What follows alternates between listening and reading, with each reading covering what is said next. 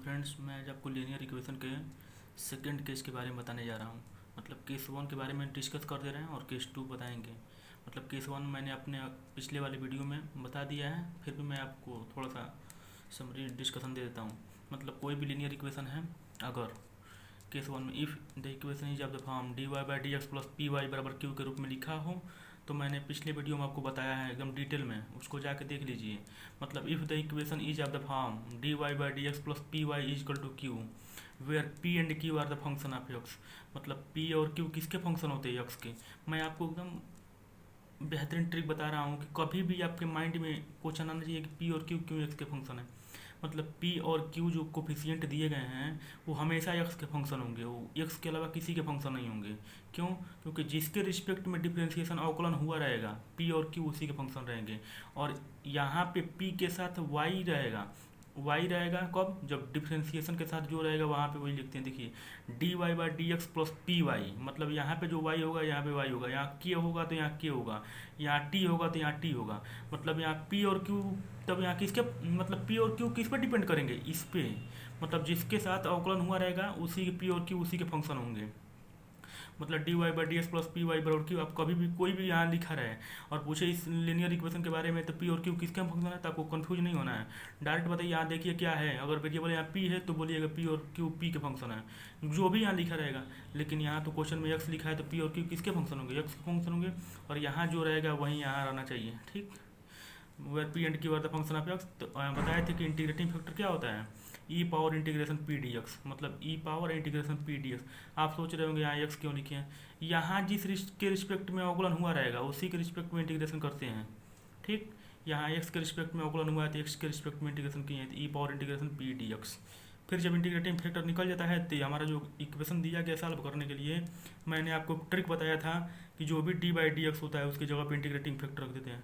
मतलब माइंड में बस ये भी याद रखिए कि इंटीग्रेटिंग फैक्टर से हम क्या करते हैं, अपने इक्वेशन में मल्टीप्लाई कर देते हैं। तो मान लीजिए इंटीग्रेटिंग फैक्टर से हम मल्टीप्लाई कर रहे हैं, ठीक। तो यहाँ जो डी बाई डी एक्स होता है, मान लीजिए D by D x, D by D x की जगह पे इंटीग्रेटिंग फैक्टर रख दीजिए, एंड टू वाई है, वाई प्लस है इंटू इंटीग्रेटिंग फैक्टर। अब बताए थे कि बीच वाले टर्म को क्या करते हैं, डिलीट कर देते हैं। और मैं आपको बीच वाले टर्म के बारे में बता देता हूँ कि सोच रहे होंगे डिलीट क्यों कर रहे हैं। मैं आपको बता दूँ कि जब मल्टीप्लाई करेंगे इंटीग्रेटिंग फैक्टर में, यहाँ जब इसको सॉल्व करेंगे तो माइनस के साथ इतना ही टर्म आ जाएगा। मतलब माइनस पी वाई आ जाएगा, तो पी वाई से पी वाई कैंसिल हो जाता है, इसलिए पी वाई को डिलीट कर देते हैं। मतलब आप ये सोच रहे होंगे कि क्यों डिलीट कर दे रहे हैं आप, मतलब ऐसे तो डिलीट नहीं कर सकते मैथ में। मतलब मल्टीप्लाई जब करेंगे इंटीग्रेटिंग फैक्टर में, तो D Y by D X के साथ जब इसको मल्टीप्लाई करेंगे, तो जब इसको सॉल्व करेंगे इस इक्वेशन को, तो यहाँ माइनस पी वाई आ जाएगा, प्लस पी वाई रहेगा, प्लस से वही कैंसिल हो जाता है, इसलिए पी वाई डिलीट कर देते हैं। मतलब माइंड में ज़्यादा उतना ना सोचिए, बस इंटीग्रेटिंग फैक्टर से मल्टीप्लाई करने के बाद मतलब जो भी अपना इक्वेशन दिया रहा है, डी बाई डी एक्स की जगह पर इंटीग्रेटिंग फैक्टर रखिए, इंटू वाई है, बीच वाले टर्म को छोड़ दीजिए, आप फिर इसको इंटीग्रेशन लगाइए, आप क्यू है उसमें इंटीग्रेटिंग फैक्टर से मल्टीप्लाई किए ही रहेंगे, इंटू डी एक्स। मतलब जिस रिस्पेक्ट में अवकलन हुआ रहेगा उसी के रिस्पेक्ट में इंटीग्रेशन करके प्लस कांस्टेंट। मतलब complete solution of equation one. मतलब इक्वेशन वन का ये क्या है? कंप्लीट सोल्यूशन है। अब मान लीजिए केस टू है, केस टू है तो खुद आप ही अब इतना बता दिए तो केस टू अपने आप ये सोच समझ सकते हैं आप। मतलब मान लीजिए अगर केस टू, मान लीजिए यहाँ पे D Y by D S plus P Y is to Q है, ये केस वन है। अगर कहीं किसी क्वेश्चन में आपको दिख जाए कि if the equation is of the form D x by D Y plus P dash X बराबर क्यू, एक पी डैश क्यू डैश एक कोई अवकलन डिफ्रेंशिएशन नहीं हुआ है, बस नोटेशन चेंज किए हैं, क्योंकि यहाँ पी और क्यू ले लिए हैं इसलिए यहाँ पी डैश क्यू डैश लिए हैं। मान लीजिए यहाँ पी और क्यू लेते तो दोनों सेम हो जाता, आप कन्फ्यूज हो सकते थे। यहाँ पे कुछ भी वेरिएबल ले सकते हैं आप, टी एम कुछ भी ले लीजिए, लेकिन हम पी डैश क्यू डैश ले लिए हैं क्योंकि यहाँ पी क्यू प्लस ले लिए हैं। ठीक, यहाँ D Y by D X plus P Y बराबर क्यू है, यहाँ D x by D Y, यहाँ एक्स ऊपर है वाई नीचे है, यहाँ वाई ऊपर है यहाँ एक्स नीचे है। मतलब इस फार्म में तो ये हो सकता है किसी क्वेश्चन में इस फार्म में भी आपको दिख जाए, तो जब इस फार्म में दिखेगा तो आप खुद बता सकते हैं। मैं इतना बता दिया हूँ तो आप इतना बता सकते हैं कि पी डैश क्यू डैश किसके फंक्शन होंगे, पी डैश और क्यू डैश वाई के फंक्शन होंगे, क्योंकि जिस रिस्पेक्ट में अवकलन हुआ रहता है उसी के रिस्पेक्ट में पी डैश और क्यू डैश मतलब कोफिशिएंट फंक्शन होते हैं। तो यहाँ से where P dash and Q dash are the function of Y. और यहाँ पे देखिए एक्स है तो यहाँ भी एक्स आया है कि नहीं, देखिए सेम प्रोसेस चलेगा, बस आपको सोचना है। फिर इंटीग्रेटिंग फैक्टर में क्या करें, ई पावर, यहाँ पे पी नहीं है, यहाँ पी डैश नहीं है, E power integration P dash. अब यहाँ किसके रिस्पेक्ट में समाकलन होगा? वाई के। देखिए यहाँ वाई के रिस्पेक्ट में हुआ है। जब इंटीग्रेटिंग फैक्टर निकल जाता है तो क्या करते हैं, इसको मल्टीप्लाई करते हैं इक्वेशन, मतलब इस इक्वेशन को सॉल्व कर रहे हैं ना, तो इसमें मल्टीप्लाई कीजिए, तो यक्स इंटू डी वाई की जगह पे क्या रख देते हैं इंटीग्रेटिंग फैक्टर, मतलब ऊपर वाले के टर्म को छोड़ करके हैं। अब यहाँ डी वाई की जगह पे मतलब बस अवकलन वाले टर्म की जगह पे इंटीग्रेटिंग फैक्टर इक्वल टू बीच वाले टर्म को डिलीट कर देते हैं, इंटीग्रेशन लगाते हैं। अब क्यू डस है हमारे पहले से और उसमें इंटीग्रेटिंग फैक्टर से मल्टीप्लाई किए हैं और डी वाई मतलब इस वाई के रिस्पेक्ट में, जहाँ मतलब वाई के रिस्पेक्ट में अवकलन हुआ है ना, इसीलिए वाई के रिस्पेक्ट में ऐसा अवकलन करके प्लस कांस्टेंट। ये कंप्लीट सोल्यूशन किसका है, इक्वेशन 2 का है। मैं केस 2 मैं इसलिए बताया हूँ क्योंकि इसके बेस्ड मैं बीएड का क्वेश्चन बताने जा रहा हूँ, क्योंकि आपको जब इतना बता दिया तो आपको डिटेल समझ में आ गया होगा। मतलब कहीं भी आपको D x by D Y plus P dash P X बराबर क्यू के रूप में दिखे तो आप बस कुछ नहीं करना है, कोफिशिएंट देखना है किसके फंक्शन है। पी और क्यू किसके फंक्शन होंगे, जो यहाँ पे लिखा रहेगा वाई के फंक्शन होंगे। वाई के फंक्शन हो तो इंटीग्रेटिंग फैक्टर निकालिएगा, और फिर इंटीग्रेटिंग फैक्टर निकालने के बाद जिस इक्वेशन को आप सॉल्व करना चाहते हैं उसमें जो डी बाई डी वाई होगा या डी बाई डी एक्स होगा, जो भी लिखा होगा उसके जगह पे इंटीग्रेटिंग फैक्टर रख दीजिएगा, इंटू एक्स है, बीच वाले टर्म को डिलीट कर देते हैं, इंटीग्रेशन लगाते हैं, और राइट हैंड साइड में जो रहता है उसमें इंटीग्रेटिंग फैक्टर को मल्टीप्लाई करके इंटीग्रेट कर देते हैं, बस हमारा सॉल्यूशन हो जाएगा। देखिए मैं इसको एक इसके बेस्ड पे एक बीएड का क्वेश्चन बताने जा रहा हूँ। देखिए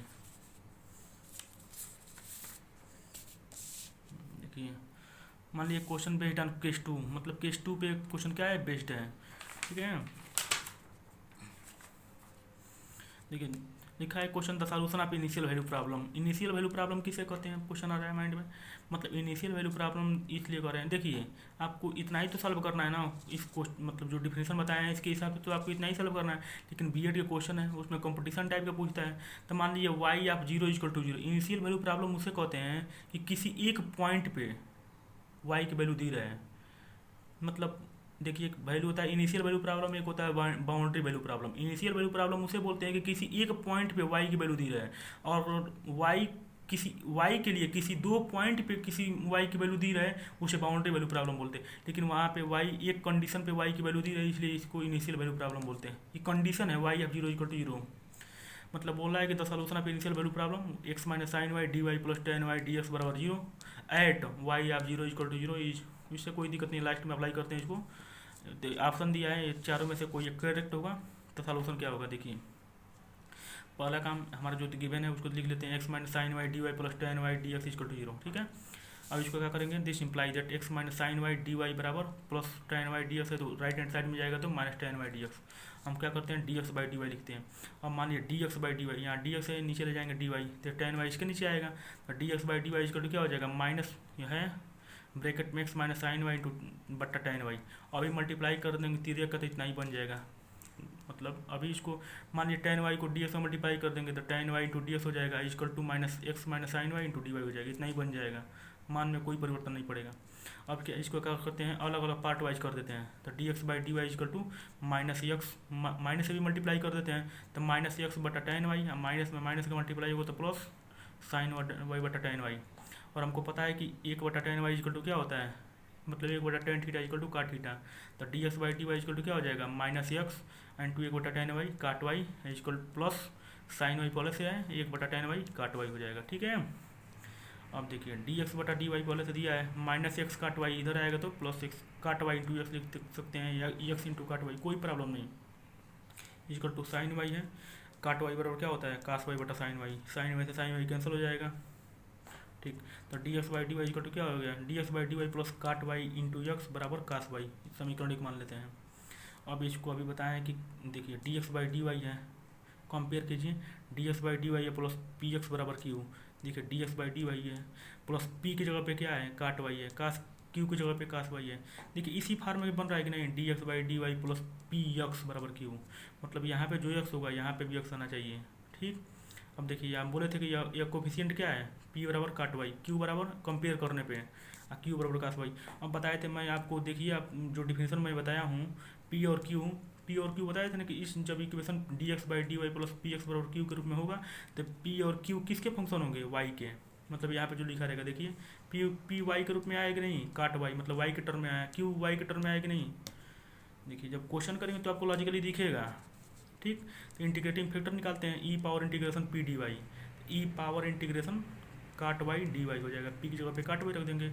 और आपको पता है कि काट वाई के समाकलन क्या होता है, लाग साइन वाई, काट वाई का समाकलन लाग साइन वाई होता है। तो ई पावर लाग साइन वाई, हमको फार्मूला पता है कि ई पावर लाग एक्स इजकल टू यक्स होता है।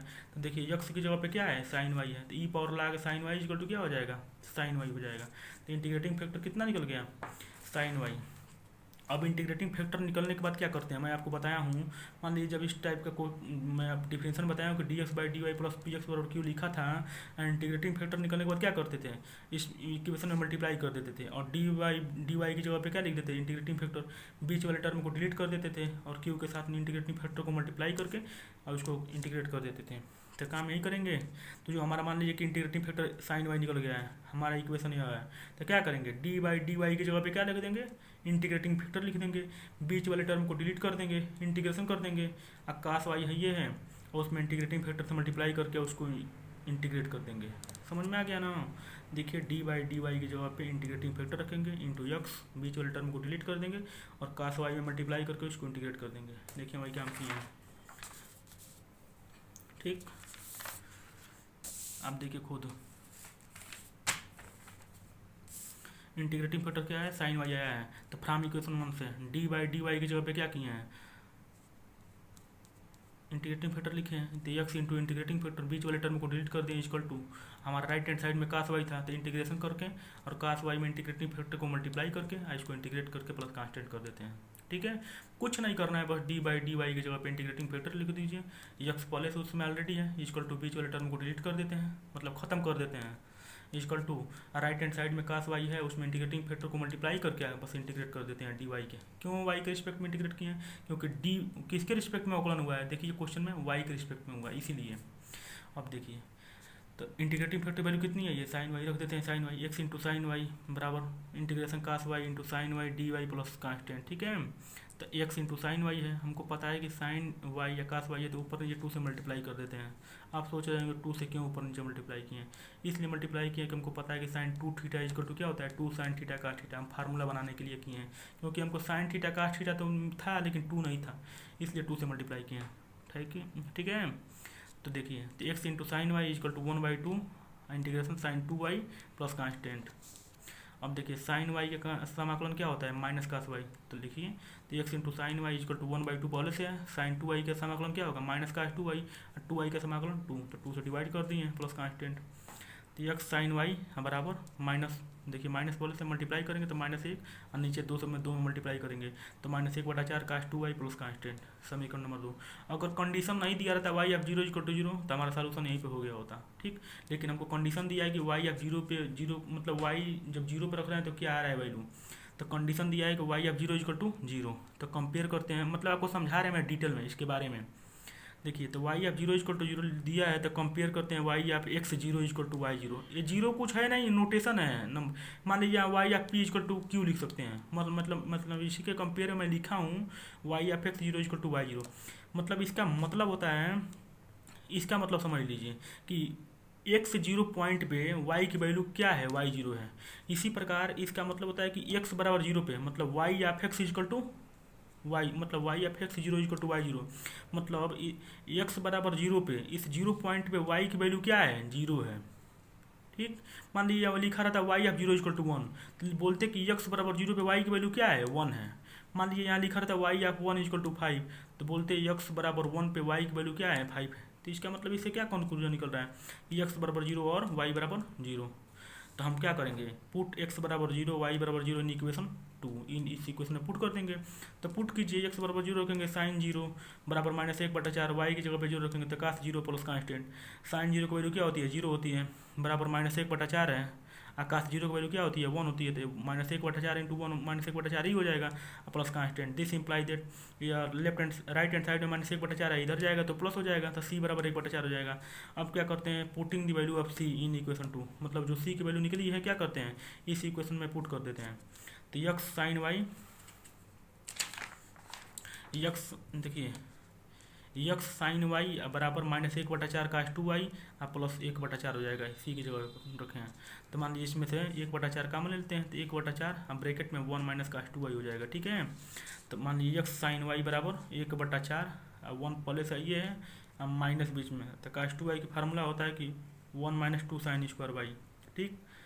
तो माइनस में मल्टीप्लाई कर देते हैं तो 1/4 हो गया। 1 माइनस में मल्टीप्लाई करते हैं तो -1 + 2 sin स्क्वायर वाई, 1 से 1 कट गया तो क्या आ गया, x sin y बराबर 1/4 है, ये है, यहाँ से 1/4 लिखा है ना, क्या बचा 2 sin स्क्वायर वाई, तो यही लिखे हैं x sin y = 1/4 × 2 sin square Y. 2 से 4 कटेगा तो 1/2 sin स्क्वायर वाई आ गया। मतलब x sin y = क्या आ गया, 1/2 sin स्क्वायर वाई। तो आप खुद देखिए x sin y = क्या आ गया, 1/2 sin स्क्वायर वाई। तो मल्टीप्लाई करते हैं 2x का इधर, तो this implies that 2x sin y = sin square Y. अब एक sin y से एक sin y कट जाएगा ना, मतलब इधर sin y है, इधर sin स्क्वायर y है, तो एक sin y से एक sin y कट जाएगा, तो राइट हैंड साइड में एक sin y बचेगा। तो लिख देंगे this implies that sin y बराबर, ये sin y कट गया = 2x। अच्छा मान लीजिए कि sin y बराबर 2x है, तो y बराबर क्या होगा, इन्वर्स हो जाएगा, y = sin 1 2x। तो y = sin 1 2x क्या है, ऑप्शन करेक्ट है, मतलब ऑप्शन 1 इज करेक्ट। वीडियो अच्छा लगे तो लाइक कमेंट एंड सब्सक्राइब जरूर करें। Thank you.